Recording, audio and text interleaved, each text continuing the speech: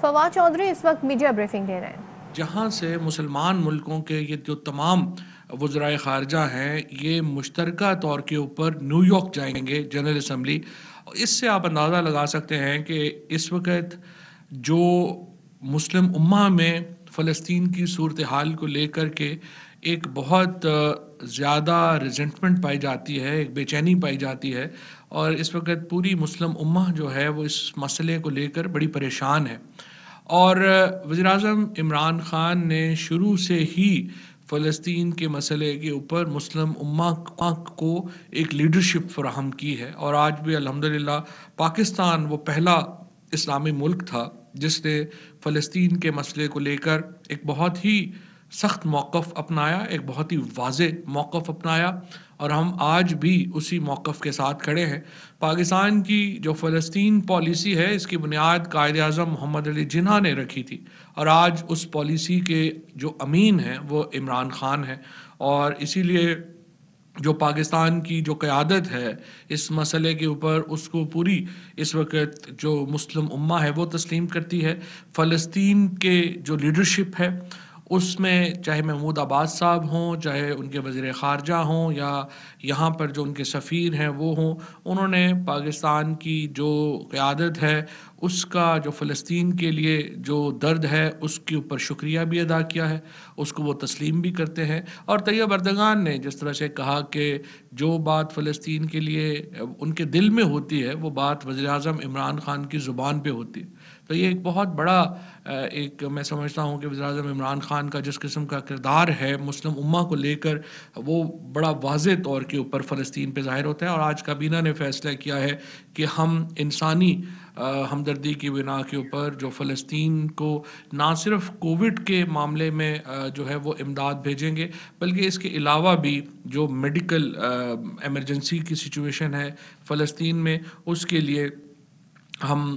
فلسطین کو امداد جو ہے وہ بھیجیں گے. کابینہ نے جو سعودی عربیہ کا ایک کامیاب دورہ تھا وزیر اعظم صاحب کا، اس کے اوپر جو ہے وہ مبارکباد بھی دی. اور اس کے بعد جو ایک امپورٹنٹ معاملہ جس پہ میں شروع کرنا چاہتا ہوں وہ رنگ روڈ کے اوپر، آپ نے آج اخباروں میں بھی دیکھا ہے رنگ روڈ کے اوپر جو ہے وہ بات ہوئی ہے. اس کے اوپر میں نے جو کابینہ کو جو اطلاعات تھیں، جو اس وقت پنجاب حکومت سے جو ہمیں رپورٹ آئی ہے اس کے متعلق بریف کیا. رنگ روڈ کا جو معاملہ ہے اس میں تھوڑی سی میں آپ کو تفصیل یہ بتا دوں، یہ صرف پی ٹی آئی کی حکومت میں ہوتا ہے، اور صرف عمران خان کی وہ وزیر اعظم ہیں جن میں یہ جرت ہے کہ وہ ہمارے ایسے معاملات کے اوپر بھی وہ بڑے دلیرانہ اقدامات لیتے ہیں جو عمومی حکومتیں نہ کرتی. پیپلز پارٹی اور نون لیگ کی اگر حکومت ہوتی تو میڈیا چیخ چیخ کے گلے بیٹھ جاتے، پر سوال نہیں پیدا ہوتا کہ اس کا کوئی تحقیقات ہو جاتی، کسی کے خلاف کوئی ایکشن ہو جاتا. یہی وہ نظام کی تبدیلی ہے جس کا پی ٹی آئی نے وعدہ کیا تھا، اور یہی نظام کی تبدیلی ہے جو آپ دیکھ رہے ہیں کہ اس حکومت کے دوران اگر کوئی سکینڈل کی بات آتی ہے، کسی سکیم کی بات ہوتی ہے، تو اس پہ بڑے اعلیٰ پیمانے پر تحقیقات ہوتی ہیں اور ذمہ داروں کے تعین کے لیے سنجیدہ اقدامات کیے جاتے ہیں. یہی وہ ترہ امتیاز ہے اس حکومت کا جو پیپلز پارٹی اور پی ایم ایل این دینے میں ناکام رہیں. اور آج الحمدللہ پاکستان کے اندر عمران خان کا یہ ایک جو نقطہ نظر ہے کہ تمام لوگ چاہے جتنے بھی طاقتور ہوں انہیں قانون کے سامنے آنا ہے، قانون کے برابر ہونا ہے. اس کو جس طریقے سے وزیر اعظم نے امپلیمنٹ کیا ہے اس کی کوئی اور مثال جو ہے وہ آپ کے سامنے اس طرح کی مثال جو ہے وہ آپ کو نہیں ملتی. جو ایک میں تصحیح کر دوں فلسطین کے معاملے میں، تصحیح نہیں بلکہ ایک انفارمیشن ایڈ کر دوں. اس وقت جو وزرائے خارجہ انقرہ میں موجود ہیں وہ پاکستان، ترکی، فلسطین اور سوڈان کے ہیں، اور انڈونیشیا کے وزیر خارجہ بھی شاید وہاں پہنچ رہے ہیں. تو 5 مسلم ملکوں کے وزرائے خارجہ جو ہیں وہ اکٹھے آگے نیو یارک جو ہیں وہ جائیں گے. یہ ایک اضافہ تھا اس انفارمیشن میں جو ابھی ایک تازہ ترین اطلاع ترکی سے آئی ہے، تو میں نے کہا وہ بھی آپ کو جو ہے وہ ایڈ کر دوں. تو واپس رنگ روڈ کی طرف آتے ہوئے، یہ جو ایک معاملہ ہے رنگ روڈ کا، اس کی ابتدا 2017 میں ہوئی. یہ پروجیکٹ تو کچھ دیر پہلے کنسیو ہوا تھا، لیکن اس کی 2017 میں یہ منصوبہ بنایا گیا، اور یہ منصوبہ بڑا اچھا منصوبہ ہے. اس کا مطلب یہ ہے کہ راولپنڈی کے ارد گرد ایک سڑک بنائی جائے تاکہ جو ہیوی ٹریفک آتی ہے اس کو راولپنڈی کے اندر سے نہ گزرنا پڑے، بلکہ وہ ایک بائی پاس لے کر پنڈی کے شہر سے باہر چلی جائے، اور پنڈی جو روات کی طرف سے آتی ہے یا موٹر وے کی طرف سے آتی ہے، جنہوں نے موٹر وے پہ جانا ہے، آگے پشاور جانا ہے یا باقی جگہوں پہ جانا ہے، ان کو بھی اندر سے جو ہے وہ نہ گزرنا پڑے۔ 2018 میں یہ جنوری 2018 میں یہ پروجیکٹ جو ہے اس کی جو پرپوزل ہے وہ الاؤ ہوئی، ابتدائی پرپوزل جو ہے وہ الاؤ 2017 میں یہ پروجیکٹ کنسیو ہوا، 2018 میں اس کی جو ابتدائی الائنمنٹ ہے وہ اپروو ہوئی۔ اس کے بعد 2019 میں ہوا یہ کہ یہ اسکیم شروع کیسے ہوا۔ یہ اسکیم، اس کی ابتدا یوں ہوئی معاملے کی کہ وزیر اعظم صاحب کو ایک انونیمس میسج آیا جس میں انہوں نے کلیم کیا کہ میں انجینئر ہوں راولپنڈی میں کسی پروجیکٹ میں، اسی پروجیکٹ میں وہ کام کرتے ہیں، اور انہوں نے وزیر اعظم صاحب کو یہ لکھا کہ اس پروجیکٹ کی جو الائنمنٹ ہے اس کو تبدیل کیا گیا ہے، اور خصوصاً اس میں جو سنگجانی کا پوائنٹ ہے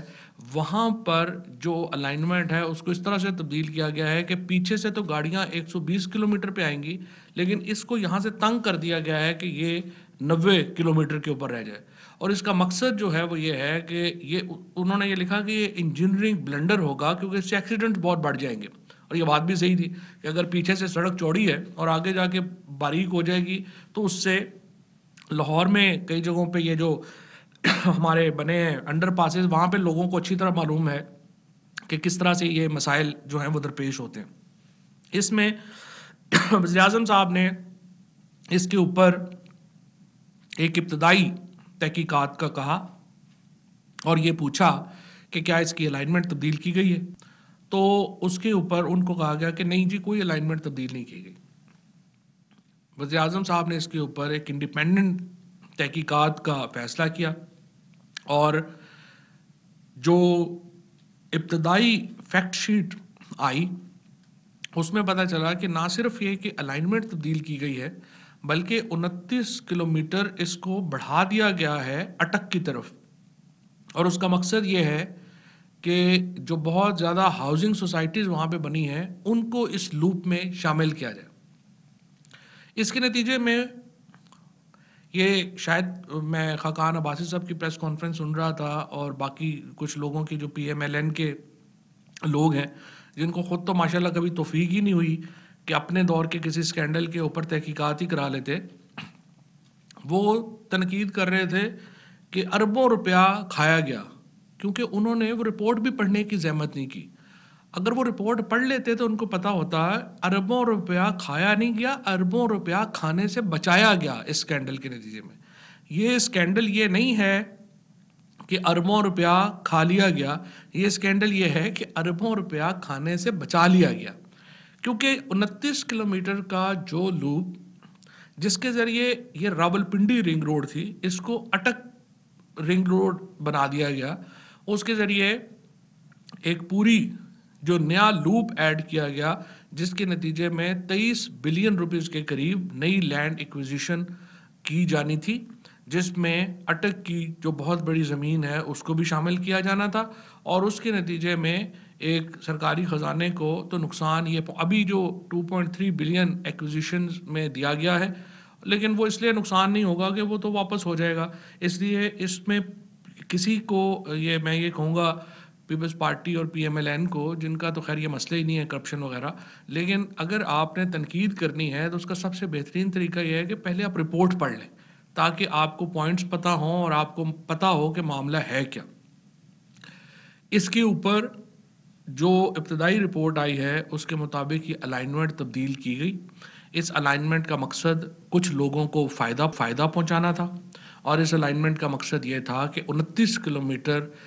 نئی سڑک اس میں ایڈ کر دی جائے تاکہ بعض جو ہاؤسنگ سوسائٹیز ہیں ان کو براہ راست فائدہ جو ہے وہ پہنچایا جا سکے۔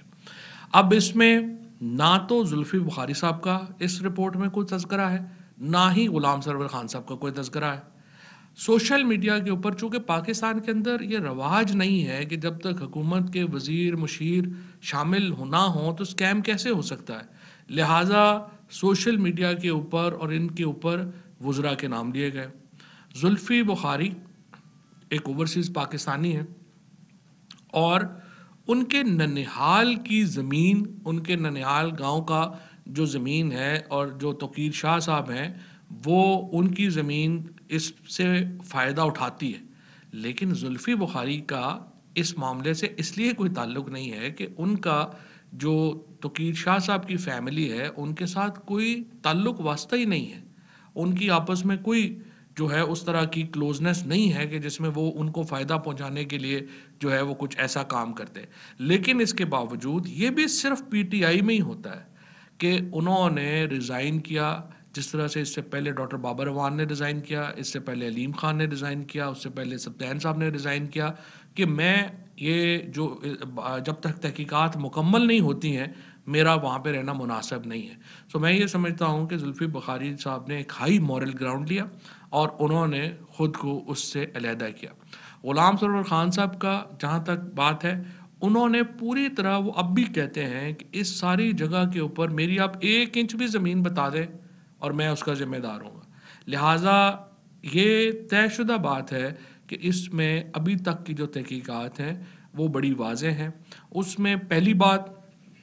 کسی کو پیسہ کھانے سے بچایا گیا ہے. یہ اسکینڈل جو ہے وہ یہ نہیں ہے کہ اربوں روپے حکومت کے ڈوب گئے ہیں, یہ اسکینڈل یہ ہے کہ اربوں روپے حکومت کے بچا لیے گئے ہیں. جو وزیر اعظم صاحب کو شکایت ملی اس کے اوپر کارروائی ہوئی اور اس طرح سے ایک بڑا اسکیم ہونے سے بچ گیا. نمبر 2, جو ہمارے کوئی مشیر یا وزیر اس میں شامل نہیں ہے اور ابتدائی تحقیقات میں کسی قسم کا ان کا جو نام ہے وہ نہیں آتا. زلفی بخاری صاحب نے جو ریزائن کیا ہے وہ as a moral high ground کیا ہے اور انشاءاللہ وہ اس سے میں جو ہے وہ سرخرو ہوں گے. اور مجھے یقین ہے جہاں میں ان کو, جتنا میں ان کو ذاتی طور پہ بھی جانتا ہوں, وہ جس قسم کے آدمی ہیں وہ بالکل اس معاملے میں وہ ان کا کوئی تعلق جو ہے وہ آئے گا نہیں. تیسری بات یہ ہے کہ جو متعلقہ افسران ہیں, اصل بات یہ ہے کہ جب وزیر اعظم نے ایک ذمہ داری سے پوچھا کہ آپ نے الائنمنٹ چینج کی ہے یا ان کو جو رپورٹ دی گئی اس میں پوچھا گیا تو انہوں نے تو صاف کہہ ہی دیا کہ کوئی الائنمنٹ چینج نہیں کی گئی اور اسی سے ہی پھر آگے جو معاملات ہیں وہ چلے اور وہ سامنے آ گیا. بہرحال اس کے اوپر اینٹی کرپشن کو اور جو متعلقہ ادارے ہیں وہ اب اس کی مکمل تحقیقات جو ہے وہ کرنے جا رہے ہیں اور اس کے مطابق جو ہے یہ معاملہ آگے بڑھے گا. اس کے بعد الیکشن کمیشن کے رپورٹ لے ڈاؤن کی جا رہی ہے جو 2019-20 کی پارلیمان کے اندر. الیکشن کمیشن میں ہمارا جو مدعا ہے وہ یہ ہے کہ الیکشن کمیشن کے جو اصلاحات ہیں وہ بہت ضروری ہیں اور ای وی ایم مشینز کو ہم لے کے آنا چاہتے ہیں. اس کے لیے آرڈیننس بھی جاری ہو چکا ہے. اس ہفتے اسپیکر صاحب اور ہماری جو پارلیمنٹری افیئرز منسٹری ہے وہ ہمارے جو پارلیمنٹری رپورٹرز ہیں ان کو اور جو پارلیمانی لیڈرز ہیں ان کو دعوت دے گی کہ وہ ای وی ایم مشینز کا خود مشاہدہ کر لیں اور دیکھ لیں کہ یہ مشین جو ہے وہ کس طرح سے دھاندلی روکنے میں محمد و معاون ثابت ہوگی. دیکھیے, جب پہلے الیکشن ہوئے 2018 میں تو جو اپوزیشن تھی اس کا کہنا تھا الیکشن اس لیے ہم ہارے ہیں کہ آر ٹی ایس بیٹھ گیا. اس کے بعد انہوں نے کہا کہ ہم الیکشن اس لیے ہارے ہیں کہ بعض جگہوں پہ اداروں کے لوگ جو ہیں وہ پرچیاں لگا رہے تھے. پھر انہوں نے کہا ہم اس لیے الیکشن ہارے ہیں کہ فارم 46 اویلیبل نہیں تھے. اب آ کر 2 سال بعد وہ کہہ رہے ہیں کہ اصلاحات کی اس لیے ضرورت نہیں ہے الیکشن میں کہ یہ تو پری پول ریگنگ ہوتی ہے, پول والے دن تو ریگنگ ہی نہیں ہوتی. تو بہت بڑا ڈپارچر ہے اپوزیشن کا اپنے بیانیے سے, اپنے نیریٹو سے جو انہوں نے شروع میں لیا اس سے. اس کی وجہ کیا ہے؟ وجہ یہ ہے کہ جب انہوں نے کہا کہ آر ٹی ایس سسٹمز بیٹھے ہیں, ہم نے کہا اچھا بتائیے کن حلقوں میں بیٹھے ہیں, کوئی حلقہ وہاں پہ رپورٹ نہیں کیا گیا. پھر کہا گیا کہ نہیں وہاں پہ ہمیں فارم 45 46 نہیں ملے. ہم نے کہا اچھا بتائیے کون سے حلقوں میں فارم 45 46 نہیں ملے, ایک بھی فارم نہیں ملا. پھر کہا کہ نہیں ایکچولی وہاں پہ کئی جگہوں پہ اداروں کے لوگ جو ہیں وہ مورے لگا رہے تھے اور ہمارے پاس ان کی ویڈیوز ہیں. ہم نے کہا اچھا وہ ویڈیوز دے دیں کہاں پہ ہوا, وہ ویڈیوز جو ہیں کوئی نہیں ہے. اس کے بعد الیکشن کمیشن سے چیک کیا تو پتہ چلا کہ پنجاب میں کل 25 پٹیشنز جو ہیں وہ فائل ہوئی. ان 25 میں سے 13 پی ٹی آئی کے لوگوں نے کی ہوئی تھیں. اور اگر آپ مارجنز دیکھیں جو پی ٹی آئی کے لوگ جن سے الیکشن ہارے یعنی اگر آپ یہ اندازہ لگائیں کہ ہمیں وہ حلقے جہاں پہ ہم 5,000 ووٹوں سے کم الیکشن کے اوپر الیکشن ہارے پی ٹی آئی کے لوگ، اگر ہم وہ حلقے جیتے تو ہمیں کولیشن کی بھی ضرورت نہیں ہے، ہم اکیلے ووٹ جو ہے وہ بنا لیتے. اور یہ سارے معاملات اس لیے ہوئے کہ ہمارے ہاں جو الیکشن کا نظام ہے وہ شفاف ہونا چاہیے. کیا ہوتا ہے ڈسکا میں کیا ہوا، ابھی کراچی میں کیا ہوا، 5 بجے پولنگ ختم ہو جاتی ہے، صبح 7 بجے تک رزلٹ ہی نہیں آتا. وہ کہتے ہیں کہ جی وہ ادھر لے گئے ہیں، وہ بیلٹ باکس ادھر اٹھا کے لے گئے ہیں، وہ ادھر لے گئے ہیں. تو اب اس کا سلوشن کیا ہے؟ سلوشن ہم کہہ رہے ہیں کہ الیکٹرانک ووٹنگ مشینز لے کے آتے ہیں تاکہ اگلے 20 منٹ میں ادھر الیکشن ختم ہوگا، اگلے 20 منٹ میں آپ کے حلقے کا الیکشن ڈکلیئر ہو جائے گا. اگر آپ کے پاس اور سلوشن ہے، آپ اس کو نہیں مانتے تو وہ آپ وہ لے کے آ جائیے، ہمیں بتائیے کہ نہیں اس کو ہم نہیں مانتے. اس وقت جو اپوزیشن کی جو نیریٹو ہے یا بیانیہ ہے اسپیشلی الیکٹورل ریفارمز کے اوپر، وہ بہت نہ صرف غیر سنجیدہ ہے بلکہ اس سے ثابت یہ ہوتا ہے کہ یہ صاف شفاف الیکشنز پہ یقین ہی نہیں رکھتے. نون لیگ تو خیر زندگی میں کبھی شفاف الیکشنز میں برسر اقتدار نہیں آئی. یہ وہ واحد پارٹی ہے جس کو 1990 میں سپریم کورٹ ڈکلیئر کر چکی ہے کہ انہوں نے منظم دھاندلی کی الیکشن میں، الیکشن جیتنے کے لیے. 1988 کا الیکشن بھی جس طرح سے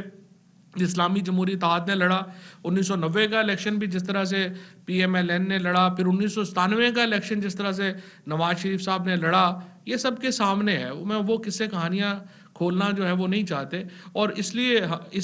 یہ الیکٹورل ریفارمز پہ یقین نہیں رکھتے کہ ان کو لگتا ہے کہ جب بھی شفاف الیکشن ہوں گے تو ہم الیکشن ہاریں گے، لہٰذا یہ تو نہیں یقین رکھتے. لیکن منڈے سے ہم اس کے اوپر ایک تفصیلی بحث کا آغاز کرنا چاہتے ہیں. اور جو جمعے کا دن چونکہ اظہار یکجہتی فلسطین کا دن ہے، اور جمعے کو ہم نے پہلے تو میں یہ بھی سمجھتا ہوں کہ کل پارلیمان نے جس طرح سے فلسطین کے حق میں ریزولوشن کی وہ بھی ایک بڑا ایک زبردست بات تھی، اور اسی جذبے کو کنٹینیو کرنا چاہیے. اور جمعے کو ہم اس کے اوپر ایک مکمل پورا پاکستان جو ہے وہ فلسطین کے ساتھ اظہار یکجہتی کرے گا. لیکن سوموار سے ہم اپنی جو الیکٹورل ریفارمز کی جو معاملہ ہے اس کو ہم شروع کرنا چاہتے ہیں. اس میں جو اسمبلی میں جو ہم رپورٹ لے ڈاؤن کریں گے اور اس کے اوپر جو ہے وہ اسی چیز کو جو ہے وہ آگے لے کے آئیں گے. اس کے ساتھ ساتھ جو ہماری ای وی ایم مشینز کے اوپر جو ڈیٹیل گفتگو ڈاکٹر بابر اعوان صاحب نے جو ہے وہ کی کہ کس طرح سے آیا، پھر اس کے ساتھ ہمارا جو معاملہ تھا کہ دوسرا جو اصل پرابلم ہے کہ نون لیگ اور پیپلز پارٹی کو اپنی پوزیشن واضح نہیں کر رہی. اوورسیز پاکستانی کو آپ ووٹ کی سہولت دینا چاہتے ہیں یا نہیں دینا چاہتے؟ ہماری پوزیشن بڑی واضح ہے، ہم دینا چاہتے ہیں. ہم چاہتے ہیں اوورسیز پاکستان اس آج کے دن کی اگر آپ ریمیٹنسز اٹھا کے دیکھیں تو تمام جو پچھلے ریکارڈز ہیں وہ ٹوٹ گئے ہیں ریمیٹنسز کے. اوورسیز پاکستانی ہماری معیشت کی بیک بون ہے، اور ہم ہر وہ سہولت ان کو دینا چاہتے ہیں جس کا وہ حق رکھتے ہیں. اور اسی لیے وزیر اعظم صاحب نے اپنی جو ایمبیسیز ہیں ان کو یہ کہا ہے کہ آپ کے رویے ہمارے جو اوورسیز پاکستانیز ہیں ان سے بہتر ہونے کی بڑی ضرورت ہے. ہم ایک کنٹینیوس پروسیس اختیار کر رہے ہیں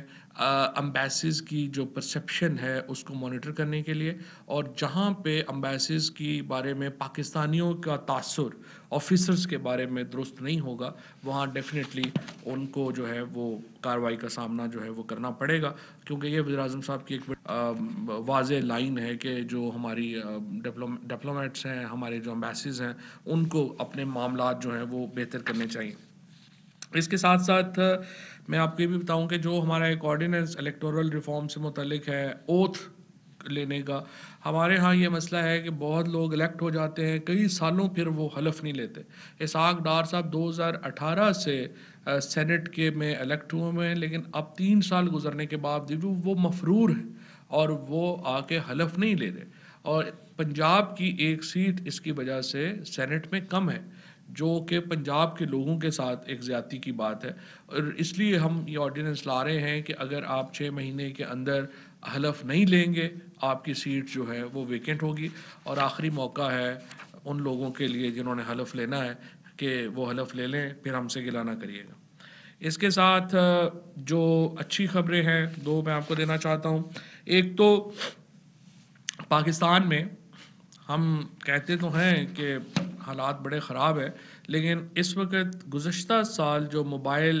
فونز صارفین کی تعداد ہے وہ 167 ملین تھی، یعنی تقریباً 16 کروڑ تھی، جو 30 اپریل 2021 میں بڑھ کر 184 ملین تک، یعنی 18 کروڑ تک جو ہے وہ پہنچ گئی ہے۔ اسی طریقے سے ہمارے ہاں براڈ بینڈ صارفین کی تعداد 77 ملین سے بڑھ کر 100 ملین پہ پہنچ گئی ہے، یعنی 10 کروڑ تک پہنچ گئی ہے۔ یہ ایک بہت ہی بڑی خوشخبری ہے۔ پاکستان کو اگر آگے جانا ہے تو ظاہر ہے ہمارا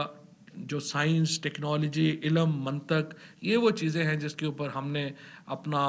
بنیاد رکھنی ہے، اور یہ موبائل فونز اور خصوصاً جو براڈ بینڈز کی میں جو اضافہ ہے یہ بہت ہی خوشکن ہے، اور اس کا مطلب یہ ہے کہ ہمارے ہاں جو آن لائن ایجوکیشن ہے وہ اس میں بھی بہت اضافہ ہوا ہے، اور جو بچے ہیں وہ اب آن لائن ایجوکیشن کے اوپر جا رہے ہیں، اور یہ ایک بڑی خوشکن بات ہے۔ اسی طریقے سے ہمارے ہاں جو ایگریکلچر ہے اس میں آپ بہت ایک اچھی خبریں ہیں، اس میں تقریباً 1100 ارب روپیہ ہم نے دیکھا ہے کہ رورل اکانومی کے اندر گیا ہے، جس کے نتیجے میں ہزاروں نہیں لاکھوں نئی نوکریاں جو ہیں وہ ہماری رورل اکانومی میں پیدا ہوئی ہیں۔ اور اسی طریقے سے جو زراعت کے شعبے میں جو واضح بہتری دیکھنے میں نظر آئی ہے، اس سے ہم اندازہ لگا سکتے ہیں کہ ٹریکٹروں کی جو فروخت ہے اس سال اس میں 55% اضافہ ہوا ہے۔ اس کے ساتھ ساتھ اب ہم کسان کارڈز جو ہیں وہ ایشو کر رہے ہیں، اور آج آپ نے دیکھا ہوگا کہ ایک جو نئی پرپوزل جو ایگریکلچر منسٹری لے کے آ رہی ہے وہ تقریباً 110 ارب روپیہ خرچ کرنا چاہتے ہیں ایگریکلچر سیکٹر میں اگلے 3 سالوں میں، جس سے ایک بہت بڑا زرعی انقلاب آئے گا۔ خصوصاً جو لائف سٹاک سیکٹر ہے ہمارا، اس میں دودھ کی پیداوار کو وہ 5 گنا بڑھانا چاہتے ہیں، اور اس کے لیے ایک بہت ہی مربوط پلان جو ایگریکلچر منسٹری ہے وہ لے کے آ رہی ہے۔ اور اس کے ساتھ ساتھ ہمارا جو کم آمدنی والے افراد کو گھروں کی تعمیر کے سلسلے میں جو معاونت دینے کا تھا، ہم نے یہ دیکھا ہے کہ انفارچونیٹلی بینکس جو ہیں وہ جو بڑی امیر لوگ ہیں یا انڈسٹریلسٹ ہیں ان کو تو بینک جو ہیں وہ فیسلیٹیٹ کرتے ہیں، لیکن جو غریب آدمی ہے، جو ایک اسٹوڈنٹ ہے یا جو ہمارے جو ورکرز ہیں، ان کو سرو کرنے کے لیے بینکس میں اتنا رواج نہیں ہے۔ ہم نے ایک پورا بینکنگ کلچر چینج کرنے کی جو ایفرٹ ہے وہ لانچ کی ہے، اور انشاءاللہ تعالی ہم یہ کرنے جا رہے ہیں کہ جو اخوت کا ماڈل تھا وہ بڑا کامیاب رہا۔ تقریباً 11,000السلام